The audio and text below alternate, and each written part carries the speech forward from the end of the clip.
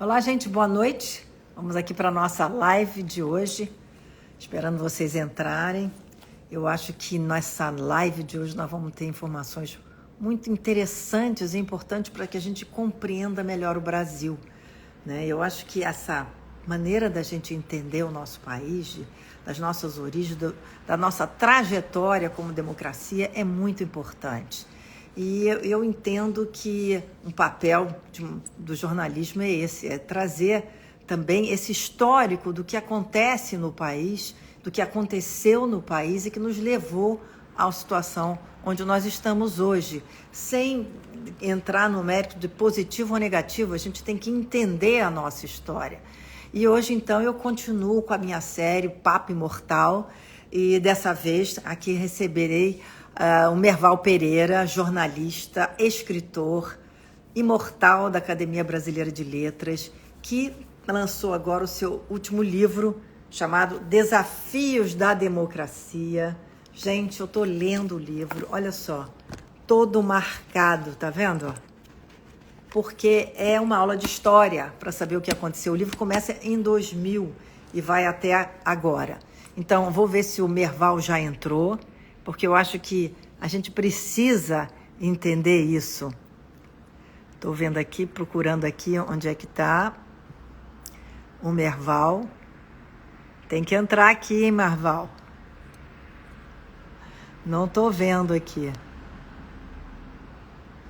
Não estou vendo você ainda, Merval. Vamos ver aqui.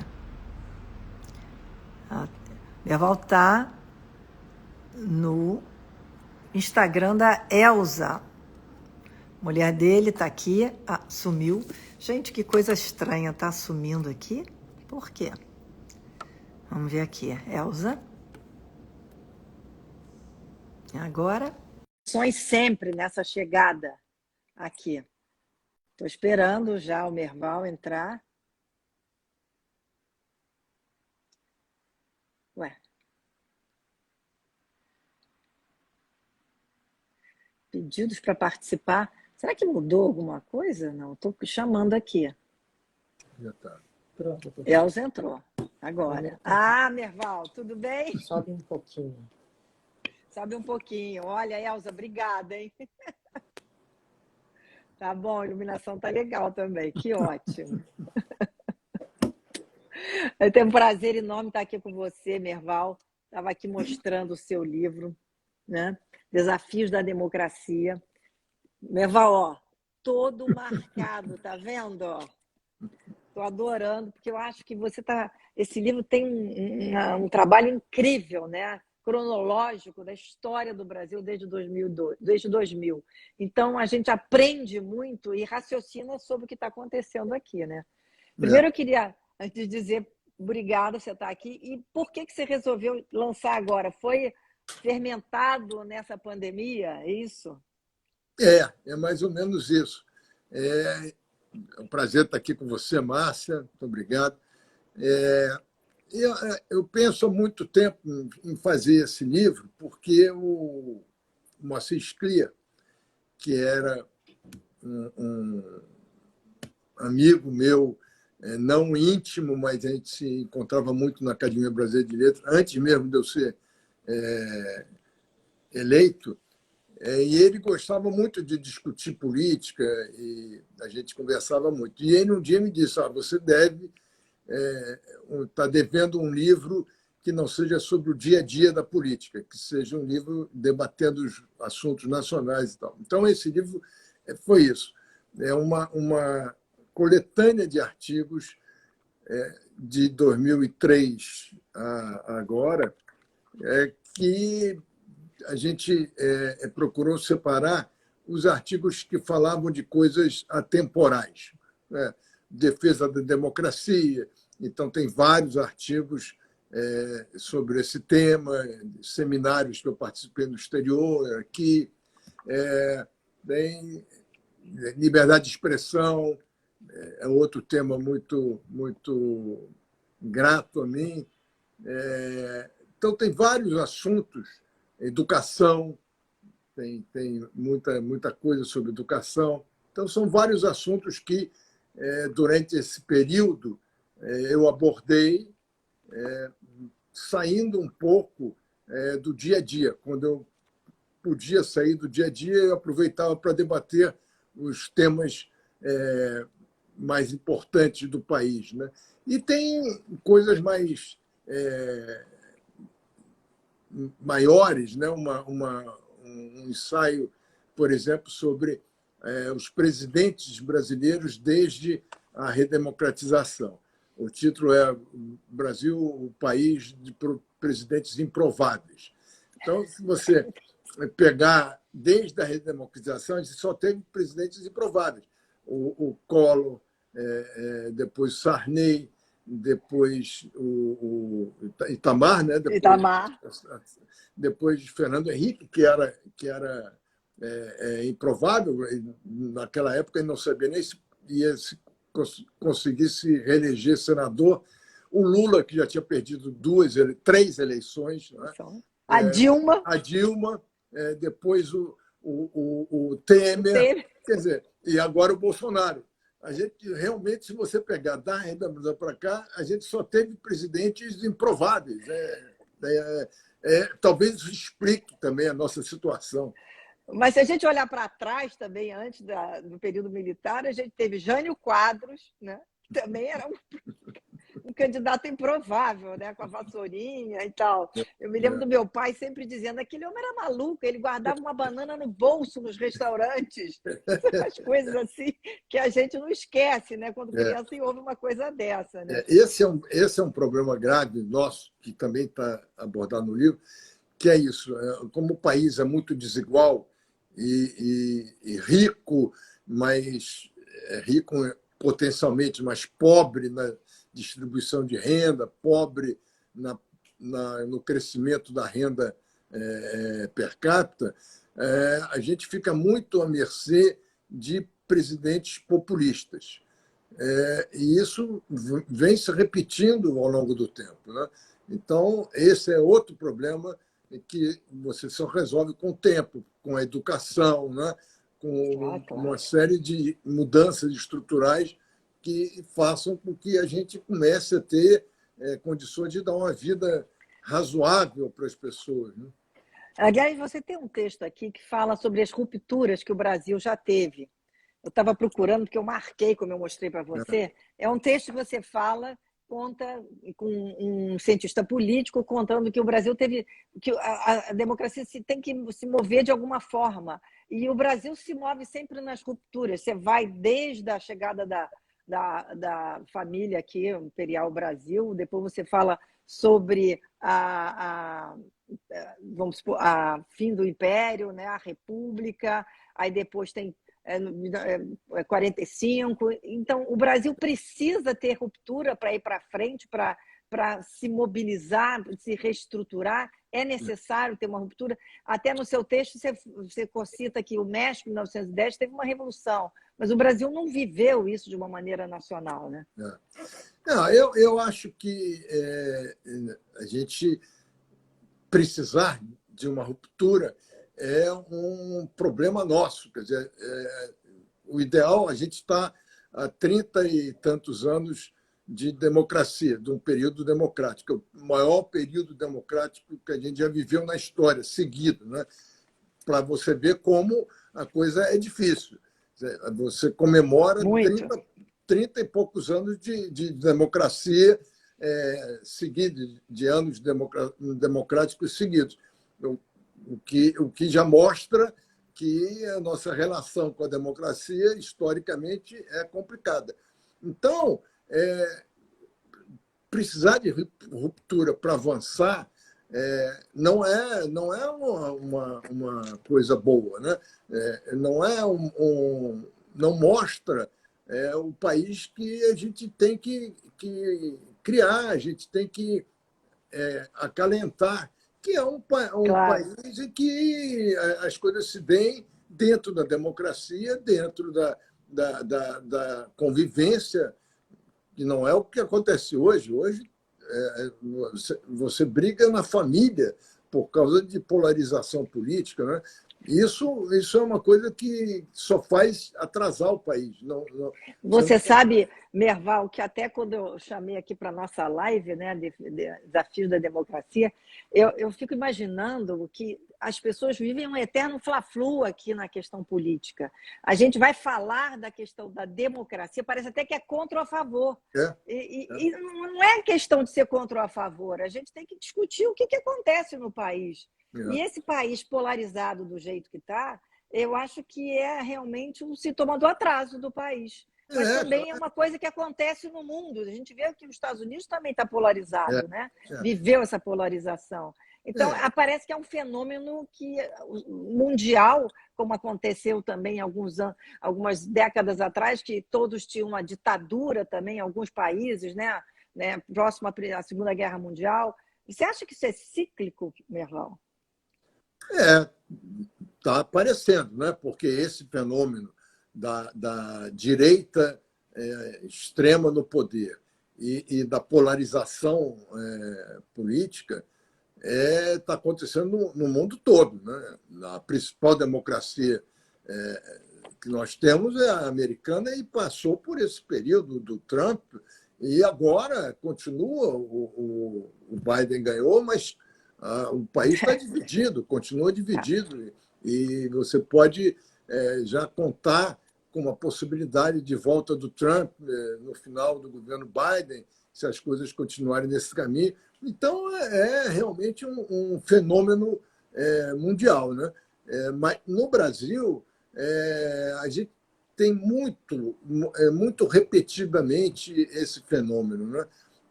Você veja, em 89, a gente teve polarização entre Brizola e Collor, e Lula e Collor, saía briga no meio da rua, né?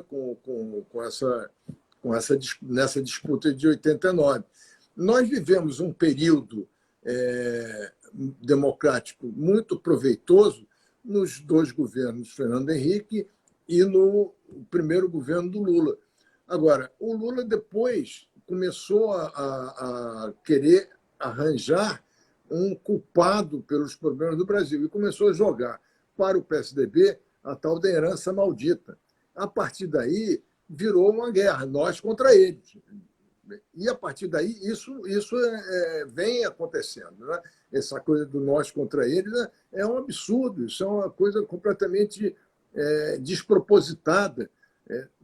Hoje, você pode ser contra o Bolsonaro e pode dizer que é um absurdo alguém gostar do Bolsonaro, porque o Bolsonaro é um político que não existe igual na nossa história. É um sujeito que não vive a democracia, não sabe o que é a democracia, não gosta da democracia, acha que ter sido eleito é uma permissão para que ele faça o que ele quiser e não convive com os pesos e contrapesos da democracia. Então, e já tentou o golpe. Ele seguidamente ameaçou o golpe e tentou o golpe. Aquele 7 de setembro foi um fiasco, ele não conseguiu, porque a democracia reagiu, mas o objetivo dele era o golpe. E se ele for reeleito, ele se sentirá autorizado a avançar mais nesse caminho. Isso é inaceitável num país que sequer democrático. Né? É um país é um país do mundo ocidental, um país capitalista, democrático. Então, você não pode aceitar uma atitude dessa. Agora, Mas não é possível também que você saia na rua e tenha perigo de ser atacado fisicamente. Isso não é possível, isso é detestável. Né? eu acho que é detestável as duas pontas, sabe, Merval? Que a gente está assim nesse meio termo e todo mundo fica procurando uma terceira via É, para que haja uma via que não nos leve nem ao passado e que nos traga um novo futuro. Você acredita numa terceira via? eu acredito, eu acho que esse sentimento de de que é preciso normalizar a vida do país, que é preciso fazer um governo que consiga avançar nas reformas, que consiga avançar na democracia. Eu acho que é um sentimento generalizado. Quem não, eu acho que a maioria não quer nem Lula nem Bolsonaro. Então, eu acho que tem uma terceira via que seja construtiva, que seja uma terceira via que acalme o país, que tenha um projeto de país que ajude a que a maioria volte a ter um sonho, porque o Brasil que a gente está vivendo é um pesadelo. O sonho do Bolsonaro é um pesadelo do país. O sonho dos bolsonaristas é o pesadelo do país, porque é fechar, ditadura novamente. Isso não é possível, né? E o PT tem muitos setores que também querem radicalizar, que também querem controlar a imprensa, que também querem controlar a cultura. Então, se a gente tiver uma saída desse impasse, seria o ideal, será o ideal, né? Vamos ver como é que as coisas se encaminham, mas que não é possível. A cultura brasileira, na época do Lula, era uma cultura, na época anterior ao Lula, mas até a época do Lula, era uma cultura florescente. Só que tinha gente no governo Lula que queria usar a cultura como um instrumento político e obrigar as pessoas a irem por essa linha. O Bolsonaro é a mesma coisa do outro lado. Ele quer que a cultura reflita os pensamentos dele, a ideia dele. E, então, isola a criatividade, não permite que as coisas avancem. Eu acho que isso destrói um país. O país já teve momentos fantásticos, né? Na época do Juscelino, nos anos 60, e se perdeu isso, né? Até 68, você tinha ainda uma possibilidade de fazer cultura, mesmo com censura. A criatividade brasileira sempre apareceu. Depois de 68, ficou quase que impossível você se expressar culturalmente se não fosse para agradar os militares ou elogiar os militares. Mas hoje isso tem que acabar, porque isso destrói um país, né? Um Com país sem certeza. cultura, né?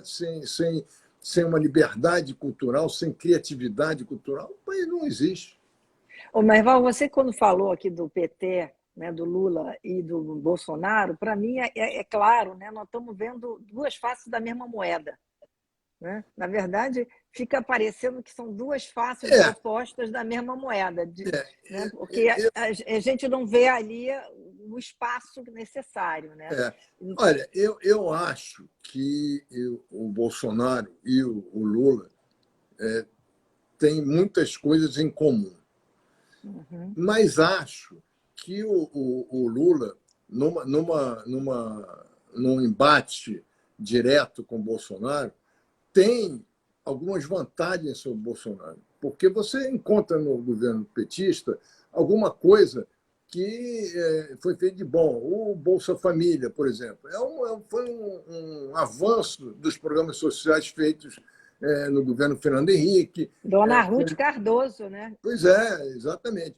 E foi muito importante. A visão do PT, a visão social do PT foi importante, incluiu essa visão social no debate político brasileiro, né, com muita ênfase, até com muita injustiça, sem reconhecer o que foi feito por seu antecessor. Mas o Bolsonaro não. O Bolsonaro é uma pessoa completamente insensível. É uma pessoa lastimável que um país como o Brasil, que sempre foi um país de pessoas cordatas, que a violência brasileira sempre esteve latente. mas nunca houve um momento em que o próprio presidente incentiva essa violência, né? A violência brasileira e a violência de qualquer povo é uma coisa que, se você estimular, você acaba despertando esse lado ruim das pessoas, né?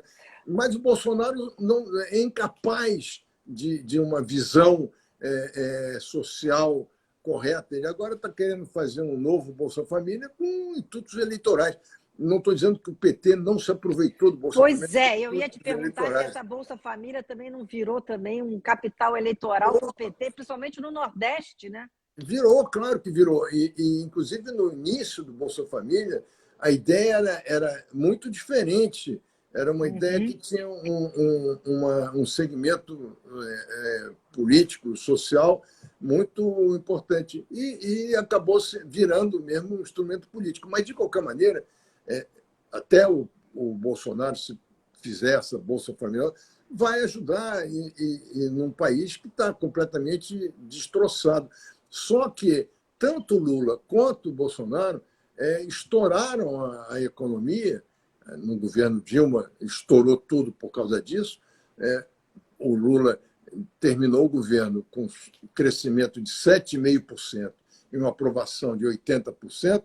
Não foi à toa, porque ele botou o pé no acelerador e os gastos foram para a estratosfera. E aí a Dilma piorou a situação ainda mais, né? Porque era muito incompetente. Então ficou esse buraco que agora o Bolsonaro está cavando mais ainda, né? Se ele fizer o que está prometendo, ele vai ajudar as pessoas, é evidente que vai, é preciso ajudar, talvez até tenha dividendos políticos importantes, se recuperem desse desastroso governo, mas a economia vai estourar mais ainda, entendeu? Então, é um país que vive de populismo em populismo, de esquerda e de direita. Pois é, isso é um destino trágico, né? Porque quem não está agregado a nenhum dos dois lados não tem uma perspectiva positiva. Aí eu fico me perguntando, né? A gente pensava que com a Lava Jato o país ia tomar um novo rumo, porque haveria uma moralização. Porque um dos grandes problemas do país também sempre foi a corrupção, né, Merval? A gente sabe disso. A gente tem milhões de partidos políticos e tem agora, a gente não sabe mais para onde o país pode caminhar diante também desses gastos oriundos da corrupção, né, da sustentação de tantos partidos políticos. Eu vejo que você também fez uns textos aqui falando sobre a questão de tantos partidos políticos. Qual é a sua opinião? Você acha que a gente deveria ter menos partidos políticos? Isso poderia ajudar a democracia? Os Estados Unidos só tem 2, né? Não, com certeza. O maior erro, um dos maiores erros que o Supremo Tribunal Federal cometeu recentemente, na história recente, foi ter impedido a introdução das cláusulas de barreira lá atrás, quando a cláusula de barreira foi aprovada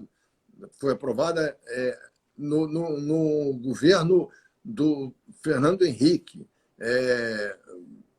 para entrar em vigor 10 anos depois. 10 anos depois, os partidos não se prepararam para essa mudança. Quando a mudança chegou, eles reagiram, entraram no Supremo, e o Supremo apoiou essa reação dos partidos, dizendo que a cláusula de barreira era um instrumento para proteger as maiorias e que as minorias ficariam sem representatividade. É um erro de visão histórica incrível. Incrível. E se tivesse aprovado isso anos atrás, hoje nós estaríamos com meia dúzia de partidos. E isso que seria o ideal, coisa. Né? Claro, isso é outra coisa do que 35. Né? Que entra na barganha geral, né, Minerva? Claro, os partidos hoje têm donos. Cada partido tem seu dono. Uns partidos maiores têm vários donos, mas são esses donos que negociam cargos no governo, que negociam verbas parlamentares. Aí não adianta. Você, para fazer um governo de coalizão, você tem que fazer acordos. Agora mesmo, na Alemanha, está tendo um acordo para fazer um novo governo. Aí o Partido Verde, que é o fiel da balança, faz acordos para obrigar o presidente eleito, o governo eleito, a cumprir certas diretrizes que eles acham fundamentais. O governo eleito aceita e monta o seu governo. Aqui no Brasil, ninguém discute programa, ninguém discute... cargo. Exatamente. Discute cargo, verba, cargo... E verba. E o que você acha também sobre essa verba partidária para as eleições? Aquilo me agride, porque são bilhões que tem que botar na educação, tem que botar na infraestrutura, tem que botar na saúde. Hoje o governo está procurando dinheiro para fazer esse Bolsa Família novo, né? E tem bilhões dados para fazer campanha eleitoral, para partidos, de emendas parlamentares, extras, tudo controlado pela política mais baixa que você pode apresentar e com controladores, claro. Arthur Lira é um controlador, o Rodrigo Pacheco no Senado. Não tem jeito, eles usam as verbas para beneficiar seus compadres, seus amigos. Então, eu acho que a gente tem que recomeçar de novo, porque se der certo essa política, e ainda mais agora que eles estão montando vários projetos para desmontar a estrutura de combate à corrupção que foi montada nos últimos anos, eles estão querendo controlar o Ministério Público, né? Quer dizer, o galinheiro sendo controlado pela raposa, né? Não é possível, né? Não dá. Agora, Berval, não há uma voz que se levante, né? Porque a gente vê que o Poder Legislativo legisla em causa própria, né? E aí a gente tem que depender do Judiciário. Mas aí o Judiciário fica como? Você que é um especialista em falar sobre o Judiciário, eu gostaria de te ouvir, porque a gente não tem a quem recorrer. Vai para quando? Vai para quem? Vai Deus que vai ajudar? Olha, eu acho que essa PEC que estão aprovando sobre o Ministério Público, por exemplo, vai acabar no Supremo. E creio que vai acabar sendo derrubada, porque é completamente constitucional. É uma interferência de um poder em outro poder. É uma coisa completamente absurda. As pessoas que estão sendo investigadas e julgadas e processadas estão querendo controlar quem representa a sociedade que ganhou essa força, que ganhou na Constituição de 88. O Ministério Público foi recriado, foi reinventado na Constituição de 88 para ter esse papel de independência, autonomia, para fiscalizar, em nome da sociedade, os poderes. Então, eu acho que morre no Supremo isso, né? Mas é um cansaço terrível, né? Você perde um tempo enorme discutindo barbaridades, né? Discutindo coisas que não deviam ser nem propostas. É uma coisa realmente... mudaram a lei da ficha limpa, mudaram... Isso! Agora ficha limpa não existe mais, né? Pois ou pelo menos ficou muito mais restrito, né? E ao contrário, você tinha que ampliar isso, porque só assim você consegue limpar a política, né? E consegue fazer uma política mais civilizada, né? Mas... Merval, outro dia eu estava lendo um dado que me deixou muito impressionada, que tem mais ou menos 60 mil pessoas com fórum privilegiado no Brasil. Pois é. E nos Estados Unidos não tem ninguém. Como é que a gente pode viver num país que tem 60 mil pessoas com fórum privilegiado? E essa questão está em debate há anos. E você avança, e chega uma hora que para tudo, está lá guardado num escaninho qualquer do Congresso esse debate, né? O Supremo já mudou um pouco isso, tal, mas não se consegue mexer nisso. É uma sociedade, você com esse tipo de coisa, e com os super salários, que também nunca se consegue mexer, e esse tipo, você cria uma sociedade de privilégios. Né? De castas. Eu acho que considero de castas, porque... E aí, pronto, né? Você não tem você como tem alcançar. auxílio paletó. Agora teve um dado que saiu também, que gastaram, não sei se foi 40 milhões de auxílio de saúde durante a pandemia para os parlamentares que já têm o seu auxílio. Quer dizer, a gente fica vendo que o Brasil é sustentado, né, por o trabalho das pessoas que não estão no governo. E esse governo é inchado com um peso enorme em cima dos ombros de quem trabalha. É isso né? mesmo. Isso é uma coisa muito revoltante, a gente parar para pensar. Eu me lembro que essa questão da corrupção sempre foi você falou do Jânio. O Jânio ganhou a eleição com essa promessa de combater da a corrupção. vassourinha. Pois é. Eu me lembro que, na época, tinha muita gente, aliás, o pensamento generalizado era que a corrupção existia em todo lugar, que isso era normal, que precisa se combater, mas que não era esse o problema brasileiro. O problema brasileiro seria outro. É verdade. Só que o dinheiro que é desviado pela corrupção e por esses privilégios no Brasil é tamanho que, se você pegar esse dinheiro e investir em educação, em saúde e tal, você terá resultados. Muda o Brasil. É lógico, vai mudar. Terá resultados melhores. Então, realmente é uma impossibilidade de você fazer um país se a sociedade não se convencer de que tem que acabar com esses privilégios.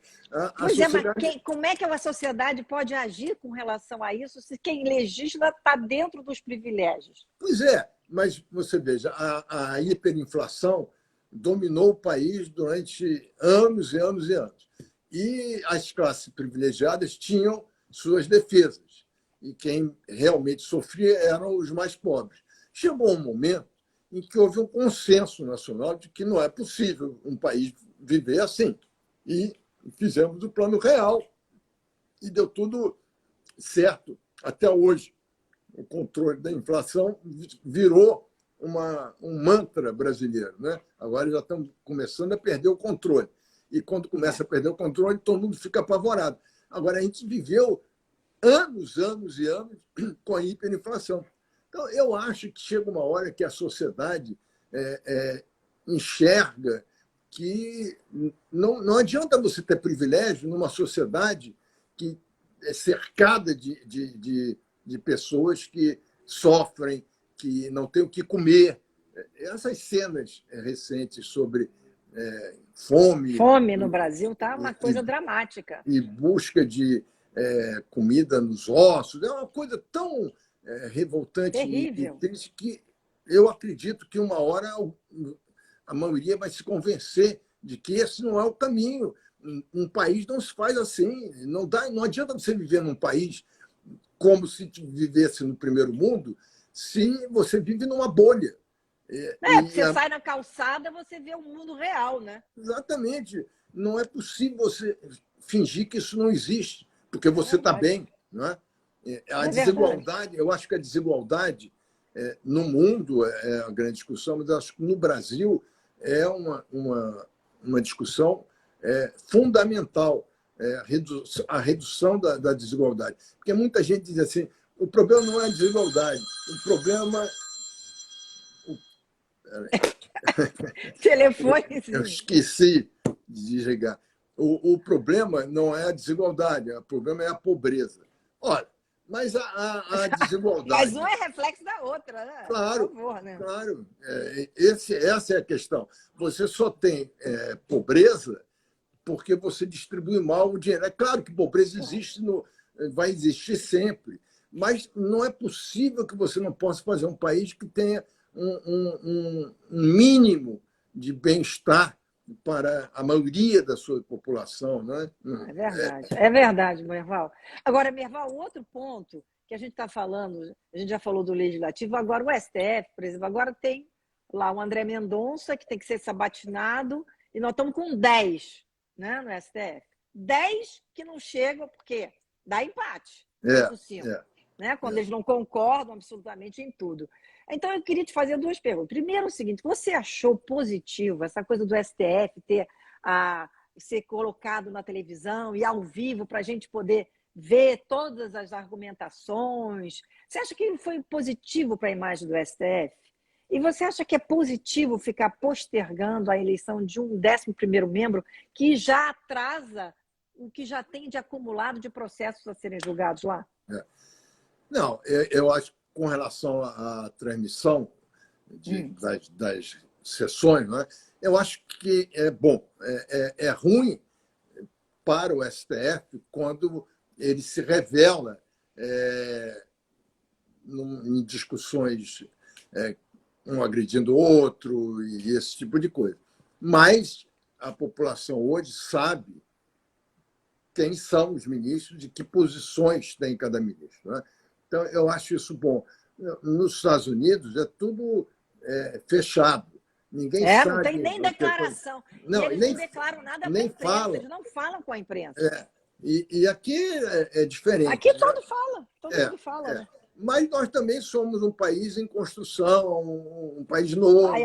Olha só, esse papo eu não gosto muito, não, sabe por quê? Quando eu falo isso para americanos, amigos meus, espera aí, a gente tem quase a mesma idade de país, como é que vocês estão em construção? Nós estamos atrasados um século, é verdade, por todas essas coisas que aconteceram. Mas, agora, essa coisa do André Mendonça é um absurdo, porque não é uma disputa política, ideológica, programática, é uma disputa de poder.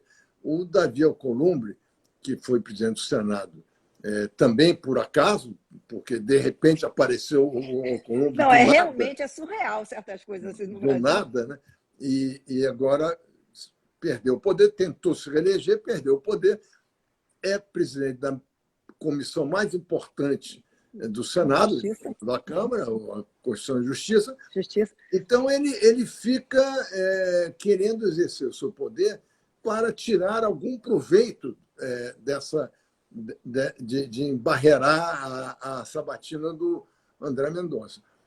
Então, isso não é correto. Nos Estados Unidos acontece isso. Aconteceram algumas vezes que o partido ou republicano ou democrata se recusou a sabatinar o indicado porque queria esperar mudar o governo, achava que ia ganhar e não perderia essa vaga no Supremo. Mas isso é uma disputa política de programas, não é uma disputa menor, como a gente está tendo. De barganha pessoal, né? Isso aí não é possível, isso é um absurdo. Né? Olha, Merval, nossa entrevista está quase chegando ao fim da nossa live e eu queria saber, você é uma pessoa pessimista ou otimista em relação ao nosso país, Merval? Olha, você que acompanha a política há tantos anos, comentando, escrevendo, hein, Merval? Deixa eu te fazer. Você tem visto? Eu, há 20 anos atrás, 15 anos atrás, eu achava que eu ia envelhecer num país tipo assim, Portugal. Ah, que delícia! Espanha, um país de crescimento médio, bem organizado, a partir do Plano Real eu tive essa sensação.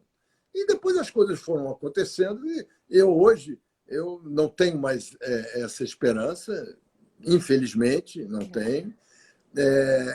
E acho que dificilmente a gente vai ter isso nos próximos anos. Agora, acho que um dia o país vai virar um país normal, um país sério. Porque o país é muito grande, tem muita riqueza, é muito importante geopoliticamente. Então, não é possível que o país não encontre o seu caminho. Só que infelizmente, eu acho que eu não estarei aqui para Ai, dizer meu isso. Deus, não, você é Mas, imortal, você é imortal, o imortal fica aqui, ó. então, a única esperança que eu tenho hoje é ver nos próximos 20 anos, 15 anos, uma evolução do país nessa direção. Eu ainda sonho com isso, mas está difícil. Tá difícil, né? Tá difícil. Agora, Merval, e ser imortal? Como é que você se sentiu quando eu sempre quis te fazer essa pergunta? Jornalista, escreve, foi lá. Eu me lembro que eu entrava lá, eu conhecia a doutora Astralgésia Ataíde, que me chamava para tomar chá, eu ia lá muito contente. Tinha assim, via o Arnaldo Nesquier, que é um grande amigo. Eu acho que esse convívio é tão bom, é tão interessante, por isso que eu quis fazer esse papo imortal também, porque eu acho que a gente tem que trazer essas cabeças pensantes aqui, sabe? Olha, é muito bom. É muito bom porque, primeiro, você tem uma série de pessoas muito com grandes histórias, com grandes pensamentos, e o chá da academia não é um chá, é uma troca de ideias, né? É uma permanente que é muito, muito bom, muito proveitosa para todos nós, mas para mim, especialmente, é muito proveitosa. E a academia é uma casa de cultura que tem um trabalho muito bom, muito bonito, e que precisa só ser mais divulgado, ser mais conhecido. Mas nós temos uma série de palestras durante o ano que são importantíssimas, com pessoas do mais alto nível e discutindo as questões nacionais. Nós temos trabalhos sociais importantes de distribuição de livros em presídios, em quilombolas, em quilombos, nas comunidades carentes. A gente está preparando, vai voltar a ter edições, porque a gente passou um período nessa pandemia e crise econômica também, a gente teve que reduzir as nossas edições, mas nós faremos, agora nós vamos reabrir a biblioteca da Academia Brasileira, a biblioteca, Olha, a a livraria da. livraria, que ótimo. E aí nós vamos vender produtos do pensamento, da história da cultura brasileira, atual e passada, né? Por exemplo, nós editamos recentemente, antes da pandemia, foi uma coordenação do Sérgio Paulo Rouanet, as correspondências do Machado de Assis. Olha que máximo. É espetacular, entendeu? Então, eu acho que a gente tem um projeto muito bom para frente.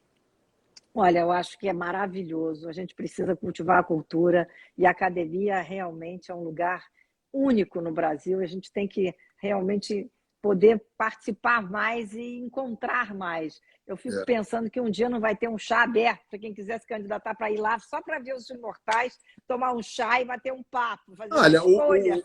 o Vilaça, quando foi presidente, foi o presidente duas vezes e um grande presidente, ele instituiu almoços mensais em que ele convidava várias pessoas da sociedade para É verdade. almoçar e conversar e tal. Isso é Muito uma coisa querido, que a Vilaça. gente pode retomar.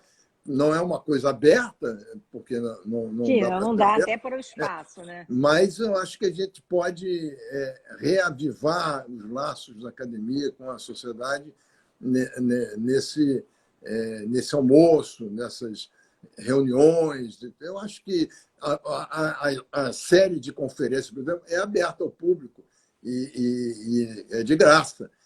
E é transmitida ao vivo na internet, nos vários canais que nós temos. Então, tudo isso a gente vai reavivar agora, depois da pandemia. Que maravilha, Merval. Olha, mais uma vez quero te agradecer, dizer que o seu livro, ó, vou até botar ele de novo aqui, Desafios da Democracia, é uma aula de história. É uma aula de história. Eu estou adorando ler, tá? Vou continuar marcando ele até o final. E, verdade, gostei muito. Eu Agora, gosto muito de ler os livros, assim, eu fico você sabe fascinada. que a gente estava falando sobre a academia e a importância da academia. Uma das coisas que me deixaram mais feliz é exatamente o fato de eu ter entrado na academia por ser jornalista. A academia tem, historicamente, a ideia de que o jornalismo é um texto literário, é um tipo de texto literário. Né? Então, vários jornalistas já estiveram na academia, mas só como jornalistas foram poucos. Né? Foram o Castelinho, que é o grande Castelinho, grande livro, Castelinho, claro. o Murilo Melo Filho, Melo Filho, querido Murilo também. e muitos jornalistas, mas Dr. Roberto Marinho, Moacir Chateaubriand. Então, a academia tem historicamente, essa visão sobre o jornalismo, a importância do jornalismo. E isso me deixou muito feliz de ter sido escolhido o representante atual do jornalismo. E eu acho que o jornalismo tem tanta importância em momentos como esse, né, que o fato da academia reconhecer essa importância me deixou muito feliz. Não, e você merece. Olha, os textos são brilhantes. Olha, quero te agradecer, Merval. Foi um prazer estar aqui com você. Quero agradecer a Elza, que emprestou o Instagram dela Pois para é, você poder ela é que fazer. mexe com isso, eu não entendo muito bem disso, não. Mas, ó, tá perfeito, foi o enquadramento perfeito, Elza. Parabéns. E, Merval, muito obrigada. Adorei o Obrigado a livro e você, foi sucesso ótimo, também. foi ótimo. Muito obrigado. Que Tchau. bom. Gente, olha aí. Desafios da Democracia, um livro imperdível do Merval Pereira, para quem quiser conhecer o nosso Brasil melhor, principalmente esses últimos anos do Brasil, tá bom? Uma boa noite para todos vocês e a gente volta com outras lives. Papo Imortal vai continuar. Uma boa noite. Boa Tchau, noite. Merval.